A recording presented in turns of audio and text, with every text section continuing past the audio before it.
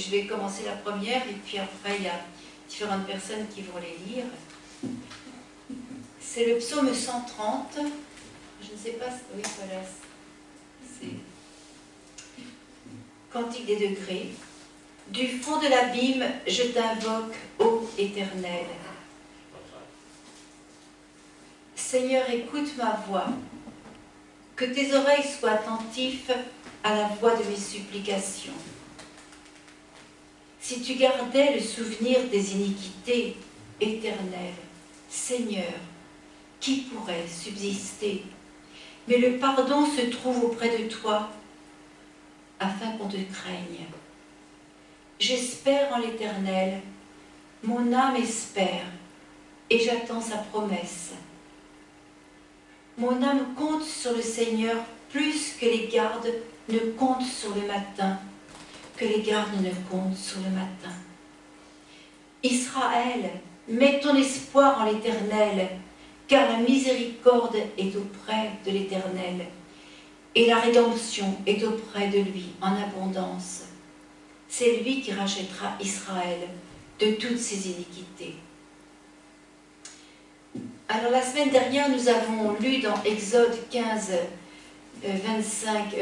verset 26, une recommandation qui venait de l'Éternel et qui disait: si tu écoutes attentivement la voix de l'Éternel, si tu prêtes l'oreille à ses commandements.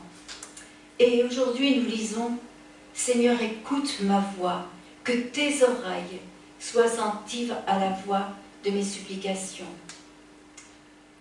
Autant Dieu nous demande de l'écouter, autant nous pouvons lui adresser nos supplications, car nous pouvons être assurés qu'il nous écoute. Alors dans ce psaume, l'auteur est au fond du gouffre et il adresse ce cri à l'Éternel. Et vous savez, lorsque toute vanité a disparu, parce que quand on est au fond du gouffre, toute vanité a disparu. Lorsque nous sommes en face de notre misère et de nos iniquités, alors la supplication, le cri de détresse que nous exprimons à l'Éternel renferme toute la vérité cachée au fond de l'être, cachée au fond de l'âme. C'est à ce moment-là qu'on mesure la valeur du pardon. En effet, si tu gardais le souvenir des iniquités éternelles, Seigneur, qui pourrait subsister? Mais le pardon se trouve auprès de lui, afin qu'on te craigne. C'est pourquoi mon âme espère en lui. Et vous savez, ce cri de détresse, c'est le passage obligé qui nous permet de découvrir le sens profond de la louange.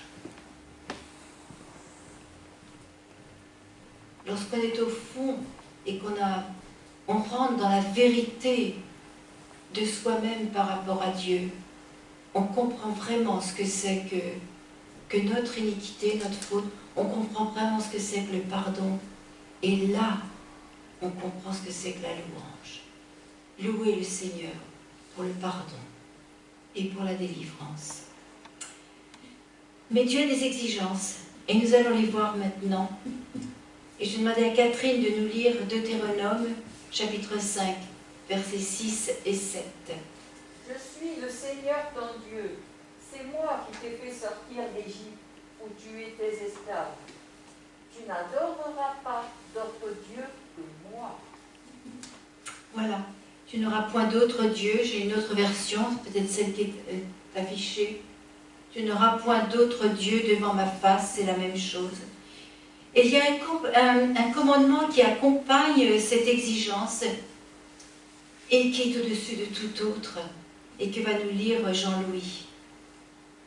Tu aimeras le Seigneur ton Dieu de tout ton cœur, de toute ton âme, de toute ta force. Les paroles que j'institue pour toi aujourd'hui seront sur ton cœur. Voilà, ce sont des exigences de Dieu, et ces exigences sont justes et elles sont légitimes. Et Geneviève va compléter encore avec toujours dans Deutéronome, chapitre 32, au verset 39. Sachez donc que c'est moi qui suis Dieu, et qu'il n'y a point d'autre Dieu près de moi. Je fais vivre et je fais mourir. Je blesse et je guéris, et personne ne délivre de ma main. Voilà, car je lève ma main vers le ciel, c'est l'Éternel qui parle, et je dis je vis éternellement. Alors après l'affirmation de toute la majesté de Dieu, de toute sa puissance et de toute sa compassion, il nous invite à considérer notre propre conduite, nos responsabilités et les conséquences de nos actes. Et c'est Joël qui va nous lire ce passage un peu plus long qui se trouve dans Jacques au chapitre 1, versets 12 à 17.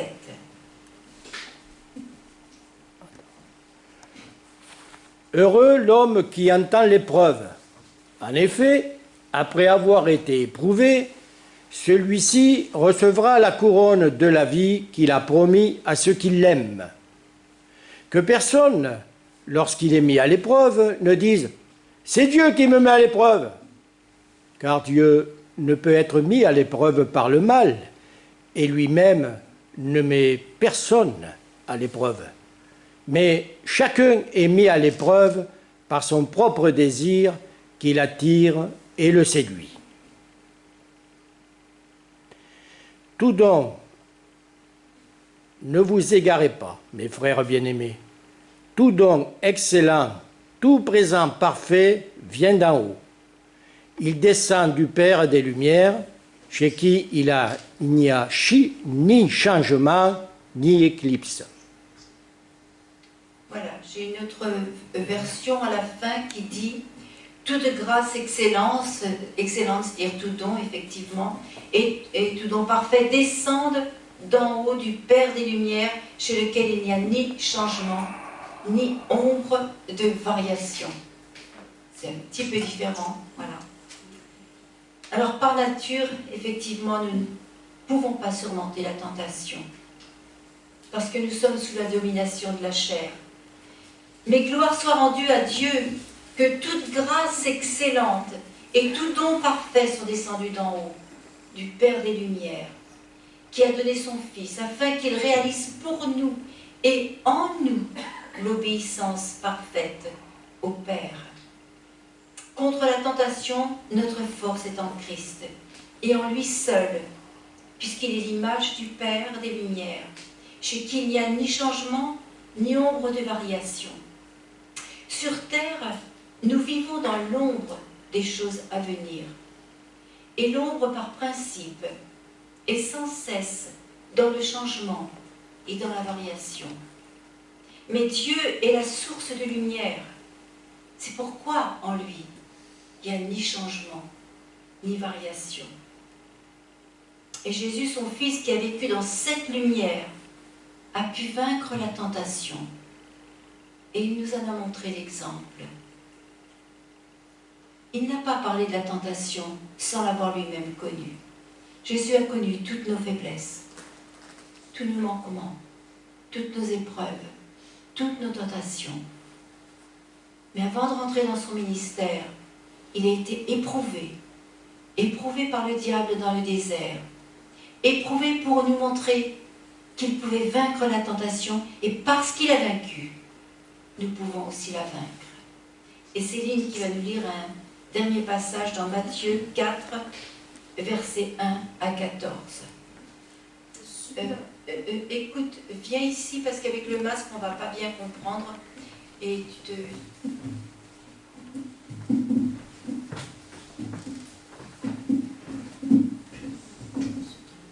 Et comme le texte est long, oui, tu lis ton texte, vas-y, de 1 à 14. Alors, un titre du chapitre, l'esprit du mal tente Jésus dans le désert.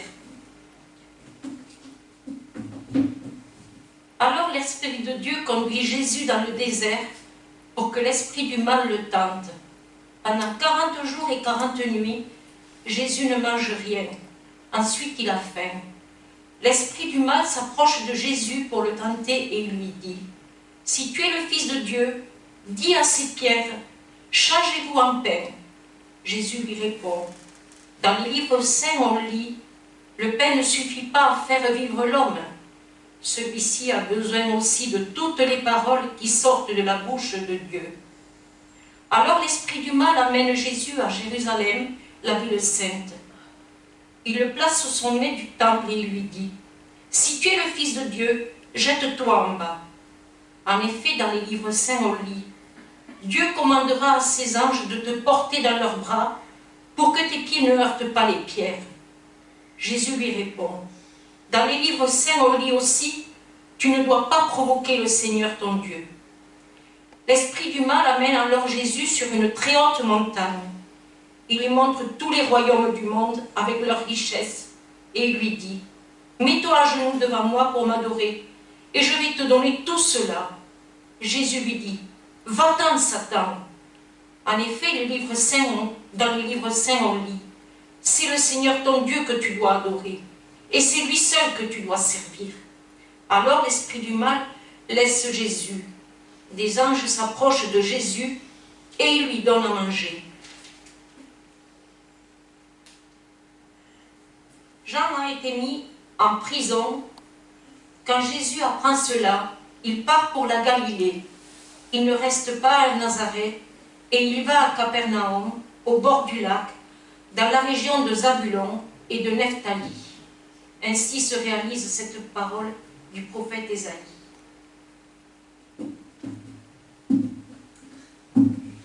Merci Lynn.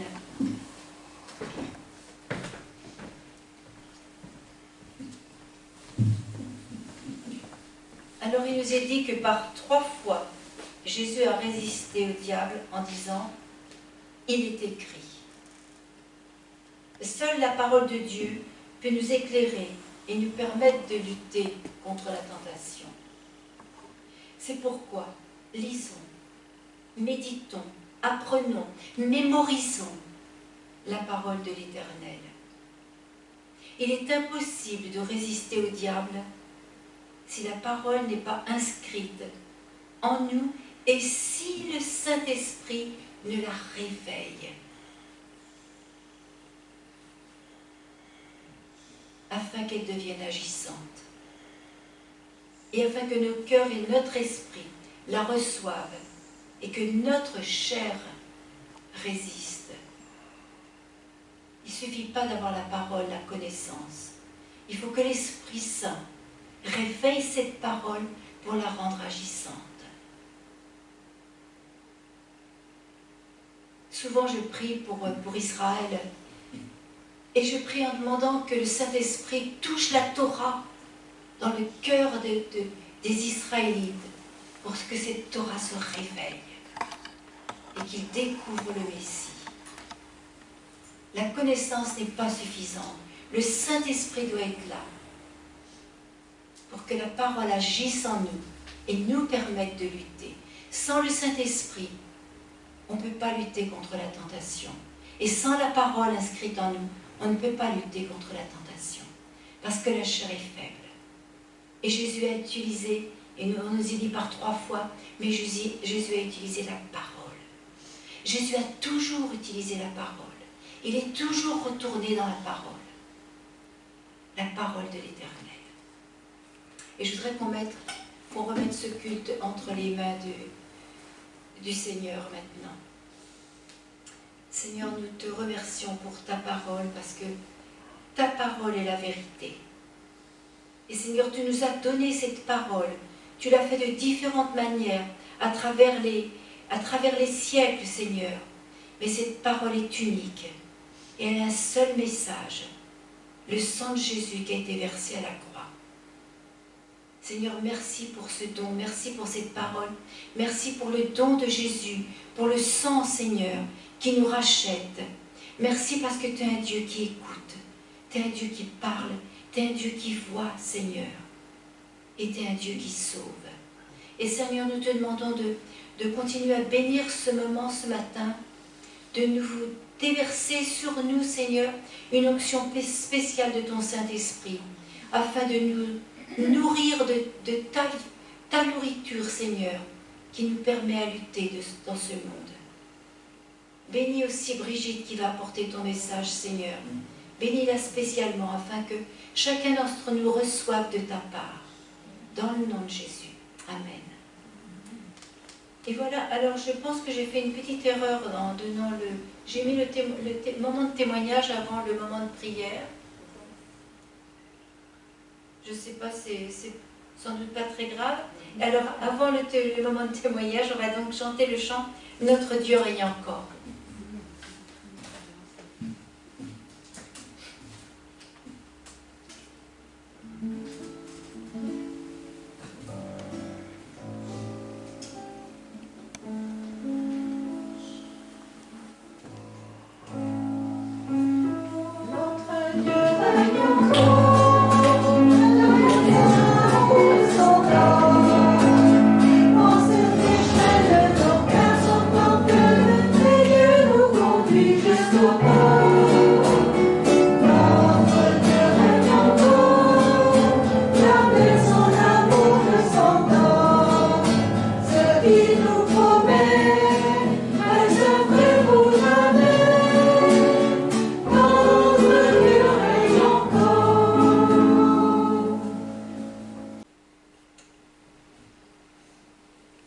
Seigneur Père éternel, nous voulons vraiment venir t'adorer ce matin, nous voulons te donner le meilleur de notre énergie, le meilleur de notre cœur, les prémices de notre journée, les prémices de toutes choses, Seigneur.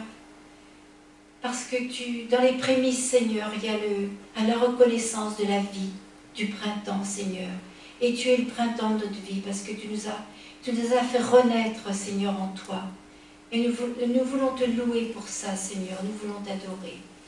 Et je te remercie, Seigneur, de ce que tu m'as délivré dans ma vie, de ce que tu m'as apporté le salut, de ce que tu m'apportes tous les jours la joie de te retrouver, de ces moments d'intimité avec toi, où, Seigneur, je me fortifie, je me nourris de toi, je me remplis de toi. Et Seigneur, merci, parce que tu donnes en abondance, et le ciel ne sera jamais desséché, Seigneur, de toutes ces onctions que tu répands sur la terre. Merci, Seigneur, de ta grâce, de ta bonté, de ta miséricorde, de ton salut, de ta présence ici, parmi nous, de ta présence à l'intérieur de nos vies, Seigneur. Que ton nom soit béni, Seigneur. Amen.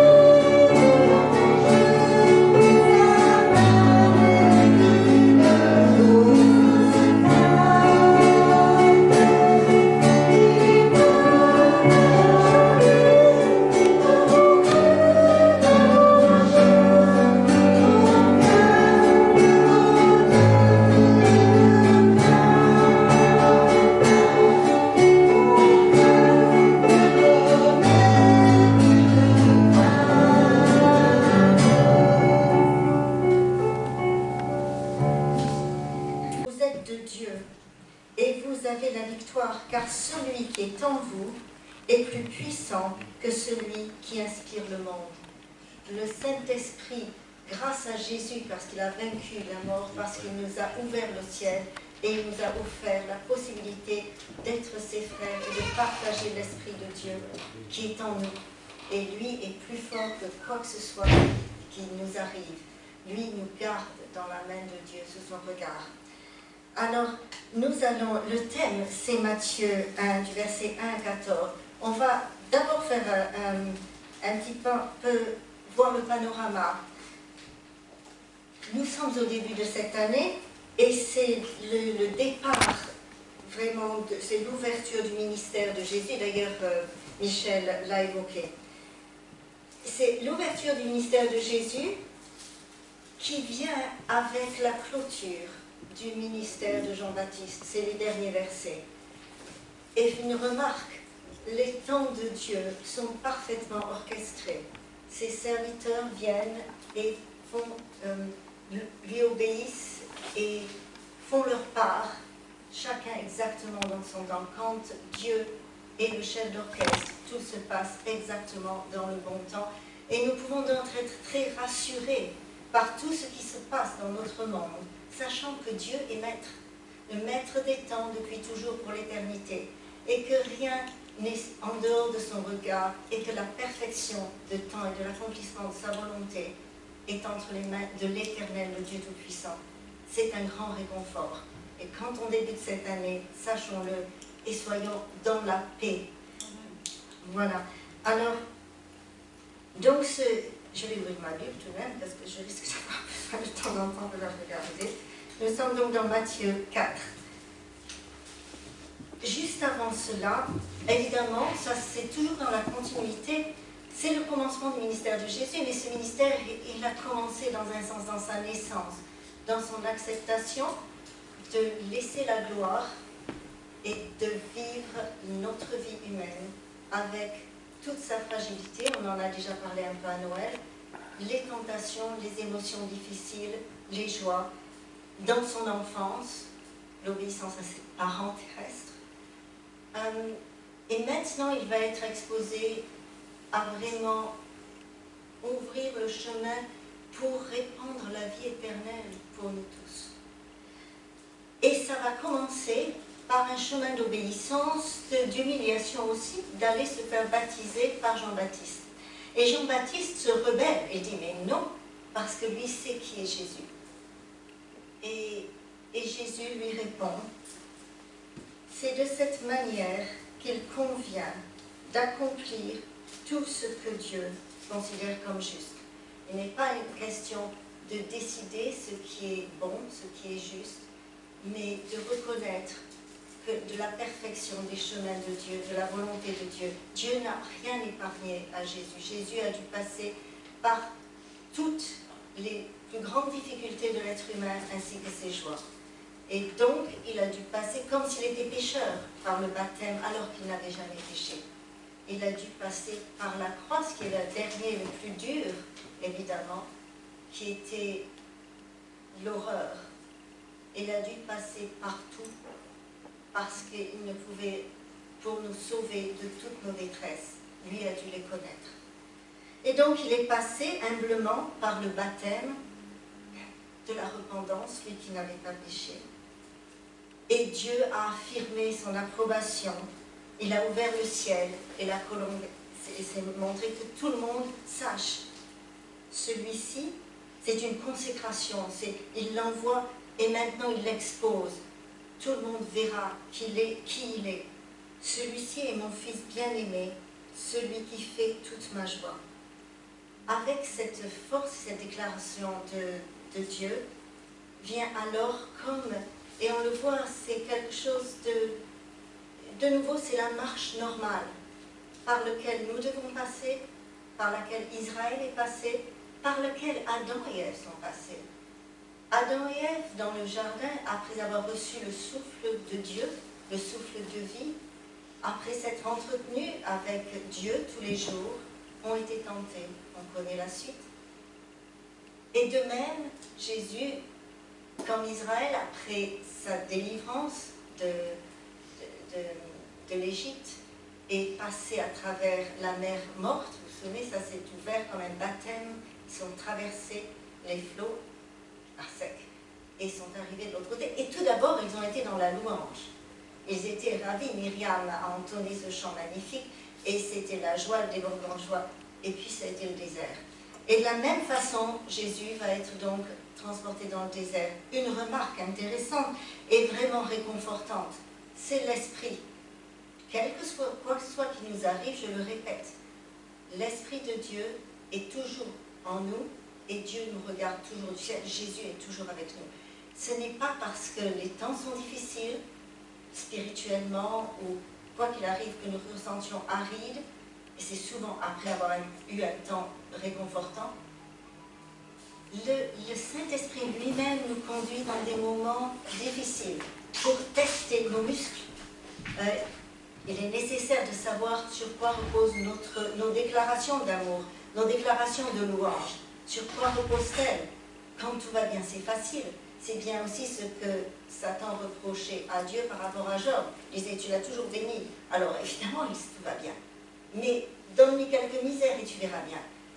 Donc Jésus doit passer par la même chose. La première tentation, c'est... Les tentations ne viennent pas de Dieu. Dieu le dit très clairement. Il le dit aussi à Caïn, vous vous souvenez, il lui dit, alors, tu n'es pas content, c'est le mal qui est couché à ta porte, ferme la porte. Quand j'étais petite, on chantait, si le mal tape à ta porte et te dit d'aller chercher du sucre, ferme la porte et ne va pas chercher du sucre.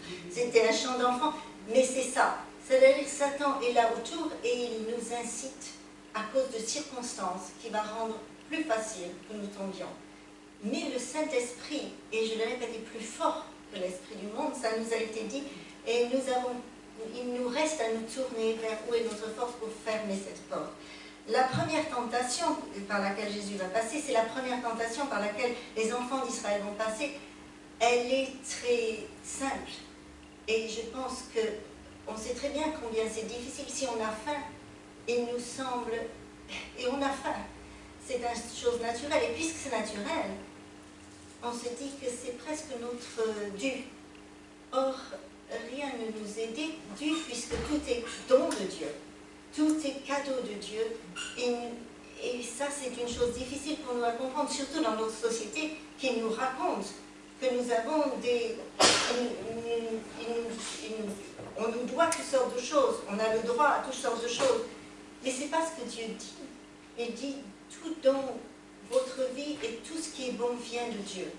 Et nous sommes là à attendre les bénédictions, sachant qu'elles viendront, parce qu'il est un Dieu qui pourvoit aux besoins des siens. Et Jésus n'est pas tombé dans le panneau, mais c'est certain qu'après 40 jours sans manger, et peut-être c'était pendant ces 40 jours, on ne sait pas à quel moment, mais il a eu faim. Le peuple d'Israël est passé par la même chose. Il a eu faim. Et la faim, c'est le premier besoin de base. Hein, quand un bébé crie, c'est peut-être parce qu'il est sale, mais c'est aussi parce qu'il a faim. Quand je vois les réactions du petit chien, tout le monde le sait, c'est notre premier besoin. Donc ces premiers besoins, il y en a d'autres. Il y a le toit, il y a la peur du vêtement.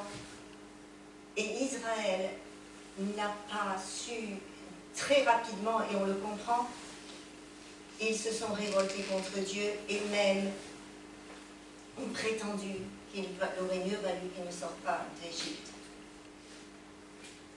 Sachant où est notre force, elle est en Dieu. Et à la fin, c'est exactement comme ça que Jésus ferme la bouche à Satan.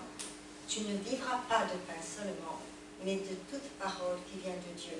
Parce que lorsque nous nous tournons sur la parole de Dieu, nous entendons la voix réconfortante de Jésus qui dit, parce que ça vient de quelques chapitres plus loin, c'est au chapitre 5, je pense, où Jésus rappelle que ne vous inquiétez pas de ce dont vous serez vêtus, de ce que vous mangerez. Votre Père Céleste sait ce dont vous avez besoin et lui-même prendra soin de cela. Nous pensons aux corbeaux qui ont nourri Élie. Et Élie lui-même, qui est allé apporter le secours à la veuve de Sarepta. Jésus étant passé par cette connaissance du besoin physique aura toujours compassion et encouragera les disciples à participer à ces actes d'amour et de compassion vis-à-vis des foules qui avaient faim et utiliser les gens qui étaient là, qui le remarquaient. Vous vous souvenez, les pains et les poissons du petit garçon qui est venu partager. Il encourage toujours, et l'armée du salut, je le sais bien, à participer à cette main aidante. C'est la compassion de Dieu qui désire venir à notre secours, non pas comme un dû de nous, mais comme un regard de bienveillance sur nous, et nous qui disons merci Seigneur, donne-nous aujourd'hui notre pain quotidien. Toi éternel, Dieu Tout-Puissant, notre Père. C'est ainsi que Jésus nous montre l'exemple, comment vivre, sachant que Dieu est bon, avec cette confiance. La deuxième tentation est quelque chose de plus subtil. Et je crois qu'elle touche particulièrement les personnes de foi, les chrétiens. Les pharisiens, c'était certainement leur tentation aussi. Évidemment, elle se place dans la ville sainte et sur le temple. Alors il est possible que Satan connaisse ce verset qui dit que quand il sera élevé, il attirera tout le monde à lui. Donc déjà il y a la tentation de ne pas passer par la croix. L'idée que peut-être cette gloire viendra. Parce qu'il est dans la ville sainte, placée sur le temple. C'est aussi, mais je crois que ça veut aussi faire remarquer que ça concerne le monde des gens qui aiment Dieu, des gens spirituels. Parce que qui va au temple, c'est ceux qui font partie de la maison de Dieu. C'est à mon avis, des tentations d'orgueil spirituel ça pourrait du moins être interprété comme ça. De s'octroyer des faveurs particulières, de considérer qu'on est plus béni qu'un autre, que nos prières sont plus écoutées qu'un autre, qu'on prie mieux, que Dieu nous aime plus qu'un autre, que ces faveurs et ces miracles, vouloir des miracles, le côté sensationnel. Mais à qui rend-on gloire dans ces côtés sensationnels? Et combien de fois on a entendu des hommes de Dieu, des femmes de Dieu, des ministres de Dieu, qui justement sont tombés à cause des applaudissements qu'ils ont reçus. Faisons attention. Il n'y a qu'un Dieu. Nous sommes ses serviteurs. Et Dieu donne son approbation comme bon et fidèle serviteur. Sachant que tu adoreras le Seigneur ton Dieu, et c'est à lui seul que tu rendras un culte. En tant que bon et fidèle serviteur, nous suivons l'exemple de Jésus, qui humblement a passé par ces chemins qui étaient sans gloire. Et c'est ainsi qu'il a recalé Satan, en lui faisant remarquer que ce n'était pas, quand il a tiré le monde à lui, ce n'était pas dans le temple ou sur le temple et au milieu d'une foule béate par rapport à Dieu et à sa loi, mais pas du tout. En fait, lui le savait, ça serait bien différent. Ensuite, la troisième tentation, alors celle-là, je pense qu'elle nous saute aux yeux, hein, c'est quelque chose que l'on voit partout, qui s'infiltre absolument partout. Je ne sais pas si vous avez votre Bible encore ouverte.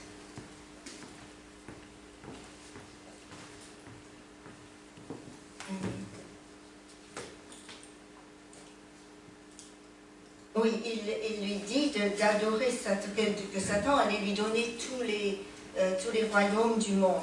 Alors c'est vraiment la domination. Tout simplement la domination maintenant. Alors les politiciens montrent très bien l'exemple. Mais nous aussi, dans notre petite vie et dans le monde chrétien aussi, c'est vouloir gagner l'argumentation qu'on a avec quelqu'un. C'est toujours dominer, c'est toujours gagner, c'est toujours avoir la gloire ici-bas et être applaudi et bien vu dans ce monde ici-bas, rechercher les choses de ce monde, que ce soit en gloire par rapport matériel, que ce soit en succès dans son travail, mais cette gloire, non pas pour rendre gloire à Dieu, mais très franchement pour satisfaire notre contentement d'aujourd'hui. Et cela, comme on l'a fait remarquer, quand Dieu, tu ne satisferas pas de pain seulement, mais de la parole de Dieu, tout cela est desséchant. À la fin, c'est un vide total. Car la seule chose qui est notre trésor, c'est effectivement de louer Dieu, de voir son regard, d'avoir le contentement d'être dans la main de Dieu, de se nourrir de sa parole qui nous rappelle qu'il est Dieu, qu'il pourvoit nos besoins, qu'il nous aime et qu'il est le Tout-Puissant. Quels que soient au cours de cette année, toutes sortes de choses vont nous être lancées au cours du chemin. Et nous ne savons pas ce qui va nous faire tomber, ce qui va être difficile pour nous. Sachant que Jésus n'est pas venu pour nous condamner, Jésus est venu pour passer par toutes nos difficultés afin de nous en délivrer. Et le Saint-Esprit nous replacera à notre place. Soyons juste vigilants à bien l'entendre, de telle sorte que nous ne vivions pas dans une illusion. Mais le désir de Jésus, on l'a vu avec Pierre en particulier, c'est un exemple extraordinaire, ou Jonas, le pardon de Dieu est toujours là parce qu'il a donné son Fils et Jésus a payé un prix très cher pour nous, parce qu'il nous veut dans son royaume. Nous pouvons lui faire confiance qu'il nous incitera à revenir à lui pour notre bien et pour la gloire de Dieu, bien entendu. Le Saint-Esprit qu'il a déposé dans notre cœur nous conduira dans la vérité et nous amènera à revenir à lui. C'est son désir. Et c'est ce qu'il dit. Quand l'Esprit de vérité sera venu, il vous conduira dans toute la vérité. Et encore et surtout, sachant, Dieu ne nous a pas donné un esprit de peur, un esprit de servitude, mais un esprit de force, d'amour, de sagesse. Ainsi, nous sommes en sécurité dans la main de Dieu, gardés, scellés par le Saint-Esprit, pour vivre une année dans l'allégresse de la présence de Dieu qui nous conduit jour après jour, quoi qu'il arrive. Donc, nous allons chanter parce que tu n'es pas seul ici-bas sur la terre, car c'est ça, c'est Jésus qui sera là tous les jours. Lui qui a connu tous les chemins de la vie sera à nos côtés et le Saint-Esprit en nous gardera près de Dieu, dans son royaume. Ok, chantons.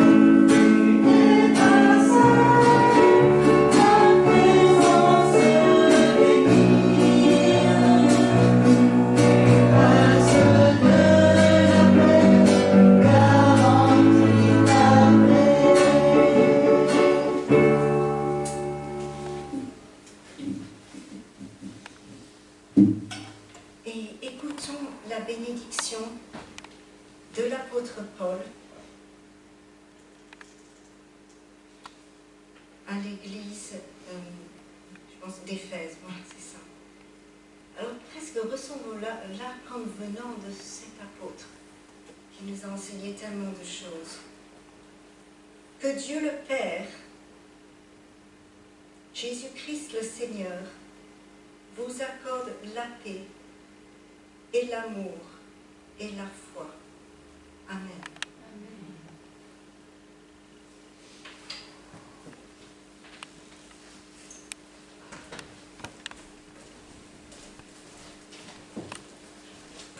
Très bonne journée et très bonne année conduite par cette pensée.